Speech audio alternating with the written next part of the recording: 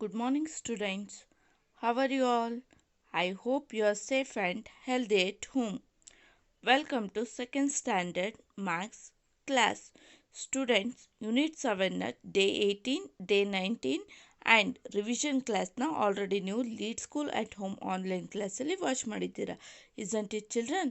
So once again I recapping the video for you to understand neatly.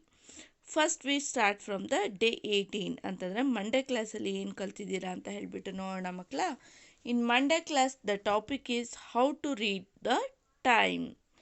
Let's learn the read time. Yes students, see this. So this is a clock, isn't it children? ಇದರಲ್ಲಿ ಏನೇನಿದೆ, 1 to 12 ವರೆಗೂ numbers ಇದೆ and ಒಂದು short hand ಇದೆ, ಇನ್ನೊಂದು long hand ಇದೆ. Short ಹ್ಯಾಂಡನ್ನು ನಾವು hour hand ಅಂತ ಕರಿತೀವಿ, ಲಾಂಗ್ ಹ್ಯಾಂಡನ್ನು ಮಿನಿಟ್ ಹ್ಯಾಂಡ್ ಅಂತ ಕರಿತೀವಿ.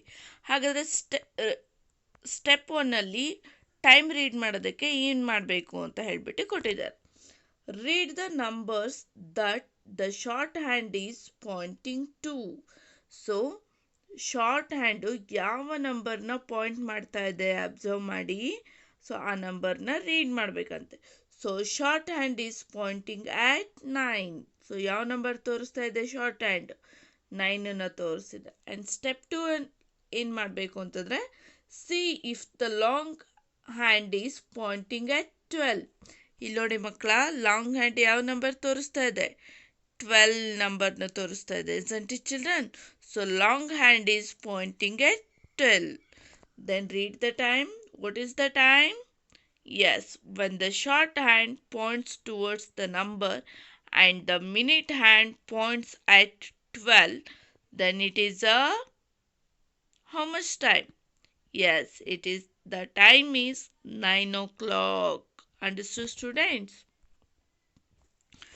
Next, ಈಗ ನಿಮಗೆ ಎಷ್ಟು ಅಂಡರ್ಸ್ಟ್ಯಾಂಡಿಂಗ್ ಆಗಿದೆ ಅಂತ ಹೇಳಿಬಿಟ್ಟು ನೋಡೋಣ. ಸೊ ಈ ಟೈಮ್ ಹೇಳ್ತೀರಾ ಮಕ್ಕಳ? Read the clock and right the time. So ಇದು ಕ್ಲಾಕನ್ನು ನೋಡಿಬಿಟ್ಟು ನೀವೇನು ಮಾಡಬೇಕು, ಟೈಮನ್ನು ಬರೀಬೇಕಂತೆ. ಹಾಗಾದರೆ ಶಾರ್ಟ್ ಹ್ಯಾಂಡ್ ಯಾವ ನಂಬರ್ನ ತೋರಿಸ್ತಾ ಇದೆ? 4. So short hand is pointing at 4. So long hand ಯಾವ ನಂಬರ್ನ ತೋರಿಸ್ತಿದೆ? So long hand is pointing at 12. Then what is the time? Yes, then it is a 4 o'clock. Understood, students? Next, students, see this picture and tell the time. So short hand ellide? Picture 1ಅಲ್ಲಿ short hand ಎಲ್ಲಿದೆ? 4 ಹತ್ರ ಇದೆ. And long hand ಅಂದರೆ minute hand 12 ಹತ್ರ ಇದೆ. Then the time is 4 o'clock. Then here the short hand is at 8. So 8 ನಂಬರ್ನ point ಮಾಡ್ತಿದೆ and long hand 12 ನಂಬರ್ನ ಪಾಯಿಂಟ್ ಮಾಡ್ತಾ ಇದೆ. Then what is the time? Yes, the time is 8 o'clock. Students, see this picture and observe the long hand and short hand, then say the time. See the first one picture. So short hand is in the 11 and long hand is in the 12. Then what is the time? 11 o'clock. Here short hand, that means our hand point out the 1 number and minute hand point the 12 number. Then what is the time? That is 1 o'clock. In the same way you have to observe the long hand and short hand. So ಇಲ್ಲಿ long hand ಮತ್ತು short hand ಎರಡೂ 12 ಹತ್ರ ಇದೆ ಅಂತಂದರೆ time ಎಷ್ಟಾಗತ್ತೆ? 12 o'clock ಆಗುತ್ತೆ. Understood, students? ಆ ಡೇಯಲ್ಲಿ ಮತ್ತೇನು ಮಾಡಿದರು? WS18ನ ಫಿಲಪ್ ಮಾಡಿಸಿದ್ರು ಅಲ್ವಾ? ಹಾಗಾದರೆ ಇಲ್ಲಿ ನೋಡಿ ಮಕ್ಕಳ, this is your WS18. Read the clock and right the time. ಇಲ್ಲಿ ನೋಡಿ ಮಕ್ಕಳ, ಶಾರ್ಟ್ ಹ್ಯಾಂಡ್ ಎಲ್ಲಿದೆ? 2 ಹತ್ರ ಇದೆ ಆ್ಯಂಡ್ ಲಾಂಗ್ ಹ್ಯಾಂಡ್ ಎಲ್ಲಿದೆ? 12 ಹತ್ರ ಇದೆ. ಹಾಗಾದರೆ ಟೈಮ್ ಎಷ್ಟಾಯಿತು? 2 o'clock ಆಯಿತು. ಇದೇ ರೀತಿಯಾಗಿ ಲಾಂಗ್ ಹ್ಯಾಂಡ್ ಆ್ಯಂಡ್ ಶಾರ್ಟ್ ಹ್ಯಾಂಡನ್ನು ಅಬ್ಸರ್ವ್ ಮಾಡ್ಕೊಂಡ್ಬಿಟ್ಟು ಸೊ ಈ ಟೈಮನ್ನು ರೀಡ್ ಮಾಡ್ತೀರಲ್ವಾ? ಇಲ್ಲೆಷ್ಟಾಗಿದೆ ಟೈಮು? 5 o'clock. ಇಲ್ಲಿ 9 o'clock. Here 11 o'clock, because the short hand shows the number 11 and long hand shows the number 12. And here 3 o'clock. Okay, and here 6 o'clock. Understood, students? Next we move on to the next class. Before that, the homework is complete the WS19. So WS19ನ complete ಮಾಡಿ ಅಂತ ಹೇಳಿದ್ದಾರೆ. ಮಾಡ್ತೀರಾ ಅಲ್ವಾ ಮಕ್ಕಳ? So next day 19 ಕ್ಲಾಸಿಗೆ ಹೋಗೋಣ ಅಂತಂದರೆ ವೆನ್ಸ್ಡೇ ಕ್ಲಾಸಲ್ಲಿ ಏನು ಮಾಡಿದ್ದಾರೆ ನೋಡೋಣ ಮಕ್ಕಳ. ವೆನ್ಸ್ಡೇ ಕ್ಲಾಸಲ್ಲಿ ಯೂನಿಟ್ 7ನ ರಿವಿಷನ್ ಮಾಡಿದ್ದಾರೆ. Let's start. Yes. In Unit 7, the first topic is length. What is length? Length tells us how long an object is in its sleeping position. So length ಏನು ಹೇಳುತ್ತೆ ಅಂತಂದರೆ, ಒಂದು ಆಬ್ಜೆಕ್ಟ್ ಸ್ಲೀಪಿಂಗ್ ಪೊಸಿಷನಲ್ಲಿದ್ದಾಗ ಅದನ್ನು ನಾವು length ಅಂತ ಕರಿತೀವಿ. To find the length we start from one end and we measure till the another end. ನಾವು ಲೆಂತನ್ನು ಮೆಷರ್ ಮಾಡಬೇಕು ಅಂತಂದರೆ ಏನು ಮಾಡ್ತೀವಿ? ಸ್ಟಾರ್ಟಿಂಗ್ ಪಾಯಿಂಟಿಂದ ಎಂಡಿಂಗ್ ಪಾಯಿಂಟ್ವರೆಗೂ ನಾವು ಮೆಷರ್ ಮಾಡ್ತೀವಿ. ಸೊ ಸ್ಟಾರ್ಟಿಂಗ್ ಪಾಯಿಂಟ್ ಅಂತಂದರೆ ಏನು? The beginning point of the measurement. ನಾವು ಮೆಷರ್ ಮಾಡಲಿಕ್ಕೆ ಎಲ್ಲಿಂದ ಸ್ಟಾರ್ಟ್ ಮಾಡ್ತೀವೋ ಅದು ಸ್ಟಾರ್ಟಿಂಗ್ ಪಾಯಿಂಟ್ ಆಗಿರುತ್ತೆ, ಎಲ್ಲಿಗೆ ನಾವು ಎಂಡ್ ಮಾಡ್ತೀವೋ ಅದು ಎಂಡಿಂಗ್ ಪಾಯಿಂಟ್ ಆಗಿರುತ್ತೆ. Understood students? Next we know about the height. What is height? Height tells us how tall a person or thing is. So ಒಬ್ಬ ಪರ್ಸನ್ ಅಥವಾ ಒಂದು ಥಿಂಗು ಎಷ್ಟು ಎತ್ತರ ಇದೆ ಅದನ್ನು ನಾವು ಏನು ಹೇಳ್ತೀವಿ? ಹೈಟ್ ಅಂತ ಹೇಳ್ತೀವಿ. ಸೊ ಇಲ್ಲಿ ಏನಾಗಿರುತ್ತೆ? ಹೈಟು ಸ್ಟ್ಯಾಂಡಿಂಗ್ ಪೊಸಿಷನ್ನಲ್ಲಿರುತ್ತೆ. Understood students? To find the height we start from one end and we measure till the other end. So ಒಂದು ಎಂಡಿಂದ ಸ್ಟಾರ್ಟ್ ಮಾಡ್ತೀವಿ, ಅನದರ್ ಎಂಡ್ ಸಿಗೋವರೆಗೂ ಅದನ್ನು ನಾವು ಮೆಷರ್ ಮಾಡ್ತಾ ಹೋಗ್ತೀವಿ. Understood students? This is called a height.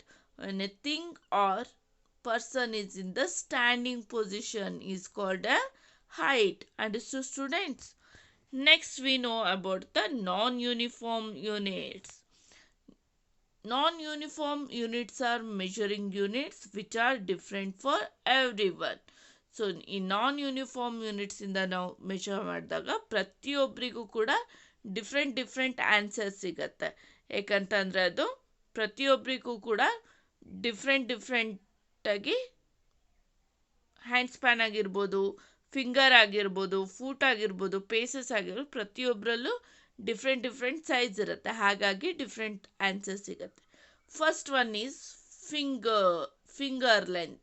So ಫಿಂಗರನ್ನು use ಮಾಡಿ ನಾವು ಒಂದು ವಸ್ತುನ ಮೆಷರ್ ಮಾಡೋದ್ರಿಂದ ಪ್ರತಿಯೊಬ್ಬರಿಗೂ ಬೇರೆ ಬೇರೆ ರೀತಿಯಾದಂಥ ಆನ್ಸರ್ ಸಿಗುತ್ತೆ. ಯಾಕಂದರೆ ಒಬ್ಬೊಬ್ಬರು ಫಿಂಗರ್ ಶಾರ್ಟ್ ಇರ್ಬೋದು, ಒಬ್ಬೊಬ್ಬರು ಫಿಂಗರ್ ಲೆಂತಿ ಆಗಿರ್ಬೋದು. ಹಾಗಾಗಿ and hand span, foot and pace, these are the non uniform units.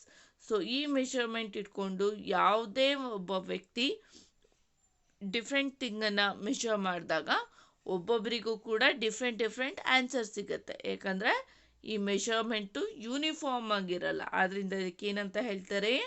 Non uniform units ಅಂತ ಹೇಳ್ತಾರೆ. Okay, next we know about the uniform units. Uniform units are measuring units which will remain the same for everyone. So uniform ಯೂನಿಟ್ಸಿಂದ ನಾವು ಯಾವುದೇ ಒಂದು ಥಿಂಗನ್ನು measure ಮಾಡಿದಾಗ ಪ್ರತಿಯೊಬ್ಬರಿಗೂ ಕೂಡ ಸೇಮ್ ಆನ್ಸರ್ ಸಿಗುತ್ತೆ. For example, unsharpened pencil. So sharp ಆಗದೆ ಇರೋ ಪೆನ್ಸಿಲನ್ನು ತೊಗೊಂಡು ಒಂದು ಟೇಬಲ್ನ ಮೆಷರ್ ಮಾಡಿದಾಗ ನಾನು ಮೆಷರ್ ಮಾಡಿದ್ರು ಸೇಮ್ ಮೆಷರ್ಮೆಂಟ್ ಸಿಗುತ್ತೆ, ಅದು ನೀವು ಮೆಷರ್ ಮಾಡಿದ್ರು ಸೇಮ್ ಮೆಷರ್ಮೆಂಟ್ ಸಿಗುತ್ತೆ. ಯಾಕಂದರೆ ಇದು ಅನ್ಶಾರ್ಪನ್ ಪೆನ್ಸಿಲ್ ಏನಿದೆಯಲ್ಲ, ಅದು ನಾನು ತೊಗೊಂಡಿರೋ ಪೆನ್ಸಿಲು ನೀವು ತೊಗೊಂಡಿರೋ ಪೆನ್ಸಿಲು ಸೇಮ್ ಸೈಜಲ್ಲಿರುತ್ತೆ. ಹಾಗಾಗಿ ನಮಗೆ ಸೇಮ್ ಆನ್ಸರ್ ಸಿಗುತ್ತೆ. ಅದಕ್ಕೆ ಏನಂತ ಹೇಳ್ತೀವಿ? ಅದನ್ನು ಯೂನಿಫಾರ್ಮ್ ಯೂನಿಟ್ಸ್ ಅಂತ ಹೇಳ್ತೀವಿ. And ice cream sticks, paper clips and unifix cubes, these are the examples of uniform units. So ಈ ಯೂನಿಟ್ಸನ್ನು ತೊಗೊಂಡು ಯಾರೇ ಮೆಷರ್ ಮಾಡಿದ್ರು ಕೂಡ ಸೇಮ್ ಯೂನಿಟ್ಸ್ ಸಿಗುತ್ತೆ. Understood students? Next we know about the heavy and light. Which object is heavy and which object is light ಅನ್ನೋದ್ರನ್ನ ನಾವು ಈ ಸೀಸಾ ಯೂಸ್ ಮಾಡಿಬಿಟ್ಟು ಹೇಳೋಣ. Okay children, students see this circle is near to the ground. So ಈ seesaw ಅಲ್ಲಿ ನೋಡಿ circle ಏನಾಗಿದೆ, ಗ್ರೌಂಡಿಗೆ ನಿಯರ್ ಆಗಿದೆ. So the circle is heavier compared to the square. Understood students? Circle is away from the ground. So ಇದೇನಾದರೂ circle ಗ್ರೌಂಡಿಂದ ದೂರದಲ್ಲಿದೆ ಅಂತಂದರೆ ಏನು ಆಗತ್ತದು, ಸರ್ಕಲ್ ಈಸ್ ಲೈಟ್. ಸೊ ಗ್ರೌಂಡಿಗೆ ಹತ್ರ ಆಗಿದ್ರೆ ಏನು, the circle is heavier. If the circle is away from the ground then the circle is lighter. Understood students? Circle and rectangle are at equal distance from the ground. ಗ್ರೌಂಡಿಂದ ಈ circle ಮತ್ತು rectangle equal distance ಇದೆ ಅಂತಂದರೆ then the both have same weight. Understood students? So ಈ ಕ್ಲಾಸಲ್ಲಿ ನಿಮಗೆ ಯಾವುದೇ ರೀತಿಯಾದಂಥ ಹೋಮ್ವರ್ಕು ಮತ್ತು WS ಫಿಲಪ್ ಮಾಡಿಸಿಲ್ಲ. Okay children, next we move on to the revision class. ಅಂತಂದರೆ ಮಕ್ಕಳ ಫ್ರೈಡೇ ಕ್ಲಾಸಲ್ಲಿ ಏನು ಕಲ್ತಿದ್ದೀರಾ ಅಂತ ಹೇಳಿಬಿಟ್ಟು ನೋಡೋಣ. Yes, in Friday class the topic is capacity. What is capacity? Capacity tells us how much a container can hold. ಒಂದು container ಎಷ್ಟು ಲಿಕ್ವಿಡ್ ಅದರೊಳಗೆ ಹಿಡಿದಿಟ್ಕೊಂಡಿದೆ, ಅದನ್ನು ನಾವೇನಂತ ಹೇಳ್ತೀವಿ, ಕೆಪಾಸಿಟಿ ಅಂತ ಹೇಳ್ತೀವಿ. Students, see this, the amount of water this bottle can hold the capacity of the bottle. So ಈ ಬಾಟಲ್ ಎಷ್ಟು ನೀರನ್ನು ಹಿಡಿದಿಟ್ಕೊಂಡಿದೆಯೋ ಅದಕ್ಕೆ ಏನಂತ ಹೇಳ್ತಾರೆ, ಆ ಬಾಟಲಿಗೆ ಅಷ್ಟು ಕೆಪಾಸಿಟಿ ಇದೆ ಅಂತ ಹೇಳ್ಬಿಟ್ಟು ಹೇಳ್ತಾರೆ. Okay, the amount of water juice this glass can hold is the capacity of the glass. So ಈ ಗ್ಲಾಸು ಎಷ್ಟು ಜ್ಯೂಸನ್ನು ಹಿಡಿದಿಟ್ಕೊಂಡಿದೆ ಅದಕ್ಕೆ ಏನಂತ ಹೇಳ್ತೀವಿ, ಕೆಪಾಸಿಟಿ ಆಫ್ ದ ಗ್ಲಾಸ್ ಅಂತ ಹೇಳ್ತೀವಿ. The amount of tea this cup can hold is the capacity of the cup. So ಈ ಕಪ್ಪು ಎಷ್ಟು amount of ಕಾಫಿನ ಹಿಡಿದಿಟ್ಕೊಂಡಿದೆ ಅದನ್ನೇನಂತ ಹೇಳ್ತೀವಿ, ಕೆಪಾಸಿಟಿ ಆಫ್ ದ ಕಪ್ ಅಂತ ಹೇಳ್ತೀವಿ.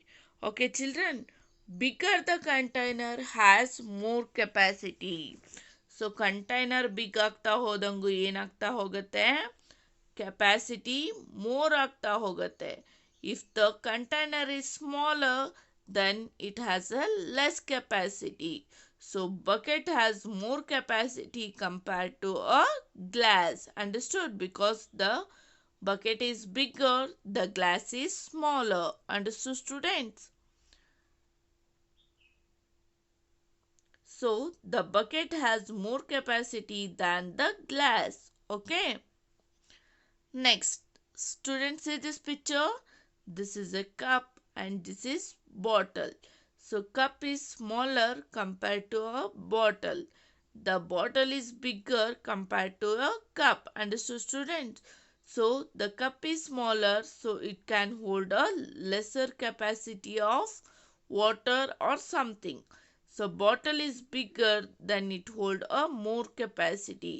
So bottle has a more capacity than the cup. Understood? Next, so ಹಾಗಾದರೆ ಕೆಪಾಸಿಟಿಯಿಂದ ಏನೇನು ತಿಳ್ಕೊಂಡ್ವಿ ನಾವು? ಕೆಪಾಸಿಟಿ ಅಂತಂದ್ರೆ ಏನು? Capacity tells us how much a container can hold. ಒಂದು ಕಂಟೈನರು ಎಷ್ಟು ಅಮೌಂಟ್ ಆಫ್ ಲಿಕ್ವಿಡ್ ಐಟಮ್ನ ಹಿಡಿದಿಟ್ಕೊಂಡಿರತ್ತೆ ಅದನ್ನು ನಾವು ಕೆಪಾಸಿಟಿ ಅಂತ ಹೇಳ್ತೀವಿ. ಆ್ಯಂಡ್ ಬಿಗ್ಗರ್ ಕಂಟೈನರ್ ಇದ್ದರೆ it hold a more capacity, and smaller container ಇದ್ದರೆ it hold a less capacity. Understood students? So which object has a more capacity, jug or a glass? Yes, jug will have a more capacity because jug is bigger than the glass. Understood students? Estimate the capacity of different container and order them from a lowest to highest. So capacity of the container ಎಷ್ಟು ಹಿಡಿದಿಟ್ಕೊಂಡಿದೆ ಅಂತ ಹೇಳಿಬಿಟ್ಟು find out ಮಾಡಬೇಕಂತೆ. And ಆ ಕಂಟೈನರ್ಗಳನ್ನು ಲೋಯೆಸ್ಟಿಂದ ಹೈಯೆಸ್ಟಿಗೆ ಅದನ್ನು ಆರ್ಡರಲ್ಲಿ ಜೋಡಿಸ್ಬೇಕು. Okay children, students see this. Arrange the container from the lowest to highest. So this is bowl, this is glass and this is spoon. So lowest ಇಂದ ಹೈಯೆಸ್ಟಿಗೆ ನಾವು ಇದನ್ನು ಅರೇಂಜ್ ಮಾಡಬೇಕು ಅಂದರೆ ಫಸ್ಟ್ ಯಾವ್ದು ಬರುತ್ತೆ? Yes, that is spoon, next bowl and glass. Understood students? Next, order the container from lowest to highest order. So lowest ಇಂದ highest order ಯಾವ್ದು ಬರುತ್ತೆ? That is spoon, cup and mug. So which of the container hold the maximum amount of water and why? So ಯಾವ container maximum amount of ವಾಟರ್ನ ಹಿಡಿದಿಟ್ಕೊಂಡಿರುತ್ತೆ? Jug. Why? Because it is bigger compared to a spoon and cup. Then it hold a maximum capacity of water. Understood students? Which of the container hold the least amount of water and why? The answer is spoon because it is smaller compared to cup and jug. Then the spoon have less capacity. Understood students? Next, measure the capacity of different container using a non-standard, non-uniform units. So capacity of different container na non-standard units ಅಲ್ಲಿ ಹೇಳ್ಬೇಕಂತೆ. Okay children, students see this. Measure the capacity of your water bottle using a cup. ಒಂದು small cup ತೊಗೊಂಡ್ಬಿಟ್ಟು ಅದರಲ್ಲಿ ವಾಟರ್ನ fill up ಮಾಡಿ ನಿಮ್ಮ water ಬಾಟಲಿಗೆ ಹಾಕ್ತಾ ಹೋಗಿ. ಅದರಲ್ಲಿ ಎಷ್ಟು cups of ವಾಟರ್ನ ಹಾಕಿದ್ರೆ ಅದು ವಾಟರ್ ಬಾಟಲ್ ಫಿಲಪ್ ಆಗುತ್ತೆ. ಫಾರ್ ಎಕ್ಸಾಂಪಲ್, ನನ್ನ ವಾಟರ್ ಬಾಟಲು 1 ಕಪ್ ತೊಗೊಂಡ್ಬಿಟ್ಟು ಅದಕ್ಕೆ ಫಿಲಪ್ ಮಾಡ್ತಾ ಹೋದಾಗ ಆನ್ಸರ್ ಎಷ್ಟು ಬಂತು? 5 ಕಪ್. ಸೊ ಅದು ಎಲ್ಲರಿಗೂ ಒಂದೇ ಆನ್ಸರ್ ಬರಬೇಕಂತ ಏನಿಲ್ಲ. ನಿಮ್ಮ ವಾಟರ್ ಬಾಟಲು ಮತ್ತು ಕಪ್ಸಿನ ಸೈಜು ವೇರಿ ಆಗ್ಬೋದು. ಹಾಗಾಗಿ ಡಿಫ್ರೆಂಟ್ ಆನ್ಸರ್ ಬರ್ತಾ ಹೋಗುತ್ತೆ. ನೀವು ಅದನ್ನು ಮಾಡ್ತೀರಾ ಅಲ್ವಾ ಮಕ್ಕಳ? ಸೊ ಎಷ್ಟು ಕೆಪಾಸಿಟಿ ಆಫ್ ಕಪ್ ಆಫ್ ವಾಟರ್ನ ನಿಮ್ಮ ವಾಟರ್ ಬಾಟಲ್ ಹಿಡಿದಿಟ್ಕೊಳ್ಳುತ್ತೆ ಅನ್ನೋದನ್ನು measure ಮಾಡಿ. Okay, next, compare the capacity of different container in terms of non standard units. So non standard ಯೂನಿಟ್ಸನ್ನ ಇಟ್ಕೊಂಡ್ಬಿಟ್ಟು ಕೆಪಾಸಿಟಿ ಆಫ್ ಡಿಫ್ರೆಂಟ್ ಕಂಟೈನರ್ನ ನೀವು ಮೆಜರ್ ಮಾಡಬೇಕು. Understood students? Yes students, see this picture. Capacity of the container, that is glass, small bowl and big bowl. So ಈ 3 ಕಂಟೈನರ್ಗಳನ್ನು ತಗೊಂಡು ಒಂದು spoon ತಗೊಂಡು ಆ glass, small bowl and big bowl fill up ಆಗಲಿಕ್ಕೆ ಎಷ್ಟು ಸ್ಪೂನ್ ಆಫ್ ವಾಟರ್ ಬೇಕು ಅಂತ ಹೇಳಿಬಿಟ್ಟು ನಾನೇನು ಮಾಡಿದ್ದೀನಿ, ಚೆಕ್ ಮಾಡಿಬಿಟ್ಟು ಇಲ್ಲಿ ಆನ್ಸರ್ನ ಬರ್ದೀನಿ. ಸೊ ಗ್ಲಾಸ್ ಫಿಲಪ್ ಆಗಲಿಕ್ಕೆ ಎಷ್ಟು ಸ್ಪೂನ್ ಆಫ್ ವಾಟರ್ ಬೇಕಾಗುತ್ತೆ? 20 spoon. And small bowl fill up ಆಗಲಿಕ್ಕೆ ಎಷ್ಟು ಸ್ಪೂನ್ ವಾಟರ್ ಬೇಕು? That is 11 spoon. And big ಬೌಲಿಗೆ ಎಷ್ಟು ಸ್ಪೂನ್ ವಾಟರ್ ಬೇಕಾಗುತ್ತೆ? 22 ಸ್ಪೂನ್. ಇದೇ ರೀತಿಯಾಗಿ ನೀವು ಯಾವುದಾದ್ರೂ 3 ಕಂಟೈನರ್ ಇಟ್ಕೊಂಡು ಒಂದು ಸ್ಪೂನ್ ತೊಗೊಂಡು ಅದು ಕಂಪ್ಲೀಟ್ ಆಗೋವರೆಗೂ ಎಷ್ಟು ಸ್ಪೂನ್ ಬೇಕಾಗತ್ತೆ ವಾಟರು ಅನ್ನೋದನ್ನು ನೀವು ಚೆಕ್ ಮಾಡಿ. ಓಕೆ, ಇಲ್ಲಿ ಆರ್ಡರ್ ವೈಸಲ್ಲಿ ಜೋಡಿಸ್ಬೇಕಂತ ಹೇಳಿದ್ದಾರೆ. Okay, from lowest to highest, that is small bowl, glass and big bowl. Understood students? Find the capacity of each container by filling and measuring it with a spoon. So ನೀವು ಕೂಡ ಯಾವುದಾದ್ರೂ 2 ಕಂಟೈನರ್ನ ತೊಗೊಂಡು ಇಲ್ಲಿ ನೋಡಿ ಮಕ್ಕಳ, ಒಂದು ಗ್ಲಾಸ್ ಫಿಲಪ್ ಆಗಬೇಕು ಅಂತಂದರೆ 21 ಸ್ಪೂನ್ ಆಫ್ ವಾಟರ್ ಬೇಕು. ಆ್ಯಂಡ್ ಒಂದು ಬೌಲ್ ಕಂಟೈನರ್ ಫಿಲಪ್ ಆಗಬೇಕಂದ್ರೆ 19 ಸ್ಪೂನ್ ಆಫ್ ವಾಟರ್ ಬೇಕು. ನಿಮಗೆ ಇದೇ ಆನ್ಸರ್ ಬರಬೇಕು ಅಂತ ಏನಿಲ್ಲ, ಯಾಕಂದರೆ ನೀವು ತೊಗೊಳ್ಳುವಂತಹ ಗ್ಲಾಸು ಮತ್ತು ಬೌಲು, ಸ್ಪೂನು ಡಿಫ್ರೆಂಟ್ ಆಗಿರ್ಬೋದು, ಬಿಗ್ಗರ್ ಆಗಿರ್ಬೋದು ಅಥವಾ ಸ್ಮಾಲರ್ ಆಗಿರ್ಬೋದು. ಅದು ಆನ್ಸರು ವೇರಿ ಆಗುತ್ತೆ. ಅದಕ್ಕೆ ಇದನ್ನೇನಂತ ಹೇಳ್ತೀವಿ, ನಾನ್ ಸ್ಟ್ಯಾಂಡರ್ಡ್ ಯೂನಿಟ್ಸ್ ಅಂತ ಹೇಳ್ತೀವಿ. Understood students? Next, describe the sequence of seasons and identify the pattern in it. So ಇಂಡಿಯಾದಲ್ಲಿ ಎಷ್ಟು ಸೀಸನ್ಸ್ ಇದೆ ಮಕ್ಕಳ? Yes, there are 3 main seasons in India. Which are there? That is summer season, rainy season and winter season. First we know about the summer season. In summer season it is bright and sunny. So summer season ಅಲ್ಲಿ weather ಹೇಗಿರುತ್ತೆ? ತುಂಬ bright ಆಗಿರುತ್ತೆ, ಅಂದರೆ ತುಂಬ ಬೆಳಕಿರುತ್ತೆ ಅಂದರೆ okay. And ಸನ್ನಿ, ತುಂಬ ಬಿಸಿಲಿರುತ್ತೆ ಅಲ್ವಾ ಮಕ್ಕಳ? ಆ ಟೈಮಲ್ಲಿ ಯಾವ ರೀತಿಯಾದಂಥ ಕ್ಲೋತ್ಸನ್ನ ವೇರ್ ಮಾಡಬೇಕು ನಾವು? We wear cotton and light clothes. Cotton ಕ್ಲೋತ್ಸನ್ನ ಆ್ಯಂಡ್ ಲೈಟ್ ವೆಯ್ಟ್ ಆಗಿರೋಂಥ ಕ್ಲೋತ್ಸನ್ನು ನಾವು ವೇರ್ ಮಾಡಬೇಕು. And wear a cap. So ನಮ್ಮ ತಲೆಗೆ ಬಿಸಿಲು ಬೀಳಬಾರ್ದು ಅಲ್ವಾ ಮಕ್ಕಳ? ಆದ ಕಾರಣ ಏನು ಮಾಡಬೇಕು? ಕ್ಯಾಪನ್ನು ನಾವು ಧರಿಸ್ಬೇಕಾಗತ್ತೆ. Understood students? After summer season which season comes? Yes, that is rainy season. In rainy season it is wet and cloudy. So rainy ಸೀಸನಲ್ಲಿ ವೆದರ್ ಹೇಗಿರುತ್ತೆ?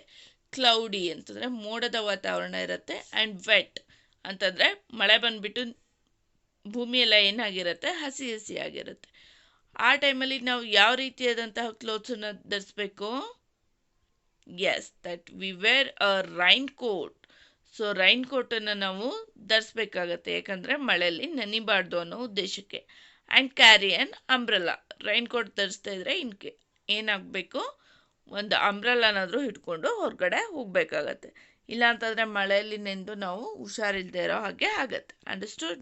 After rainy season which season comes? Yes, that is winter season.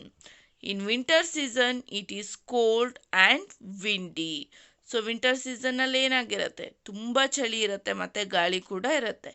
ಆ ಟೈಮಲ್ಲಿ ಯಾವ ರೀತಿಯಾದಂತಹ ಕ್ಲೋತ್ಸನ್ನು ನಾವು ಧರಿಸ್ಬೇಕು? We wear a woollen clothes and wear scarf and jacket.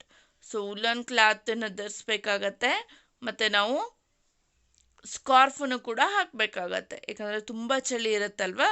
ಹಾಗಾಗಿ ಈ ವುಲ್ಲನ್ ಕ್ಲಾತ್ಸ್ ಏನು ಮಾಡುತ್ತೆ? ಯಾಕೆ ನಮಗೆ ಚಳಿ ಆಗಲ್ಲ ಅಂದರೆ ನಮ್ಮ ಬಾಡಿನ ಅದು ಬೆಚ್ಚಗೆ ಇಟ್ಟಿರುತ್ತೆ. Okay. The 3 seasons always follow the same pattern. ಯಾವಾಗಲೂ ಕೂಡ ಇದೇ ಪ್ಯಾಟ್ರನಲ್ಲಿ 3 ಸೀಸನ್ ಬರುತ್ತೆ. Summer season, after rainy season, after winter season. After winter season what happen? Again start a summer season. So after winter season, summer starts again. Understood students? And like this the cycle continues.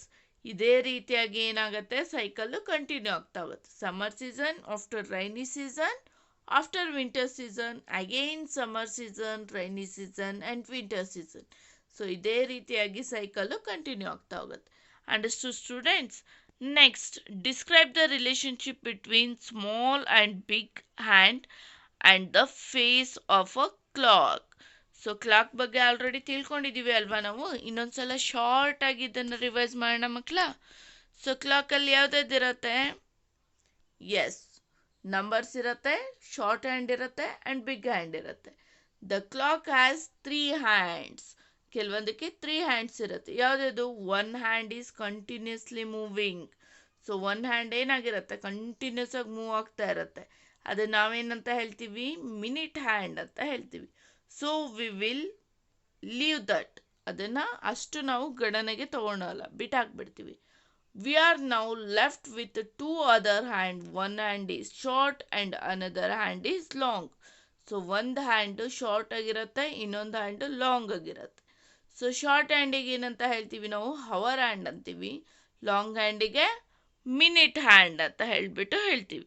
Understood students? So 1 hour ಅಂದರೆ ಎಷ್ಟು minutes ಅಲ್ಲಿಗೆ? 60 minutes ಆಗುತ್ತೆ. Understood?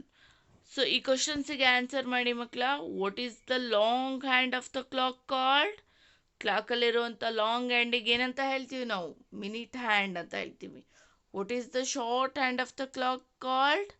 That is hour hand, and 1 hour is equal to 60 minutes. Next, read the time correct to the hours. So let's learn the read the time. Yes, ಇದು already revise ಮಾಡಿದ್ವಿ ಅಲ್ವಾ ಮಕ್ಕಳ? So time read ಮಾಡಬೇಕಂದ್ರೆ ಏನು ಮಾಡಬೇಕು ನಾವು? First short hand ಯಾವ number ಹತ್ರ ಇದೆ ಅಂತ ಹೇಳಿಬಿಟ್ಟು ನಾವು ನೋಡಬೇಕಾಗತ್ತೆ. ಯಾವ ನಂಬರ್ ಹತ್ರ ಇದೆ ಶಾರ್ಟ್ ಹ್ಯಾಂಡ್? 9 ಹತ್ರ ಇದೆ. ಆ್ಯಂಡ್ ಸ್ಟೆಪ್ 2 ಲಾಂಗ್ ಹ್ಯಾಂಡ್ ಯಾವ ನಂಬರ್ ಹತ್ರ ಇದೆ? 12 ಹತ್ರ ಇದೆ. Understood? Then read the time. So short hand is in the 9 and long hand is in the 12. So the time is, what is the time? Yes, the time is 9 o'clock. Understood, students? Next, students, see this.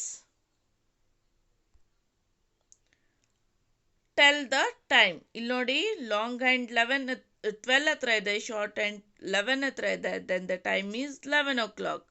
ಇಲ್ಲಿ short hand and long hand ಎರಡು 12 ಹತ್ರ ಇದೆ. Then the time is 12 o'clock. Understood, students? Students, I hope you understood the summary of this week class. Thank you. Have a nice day.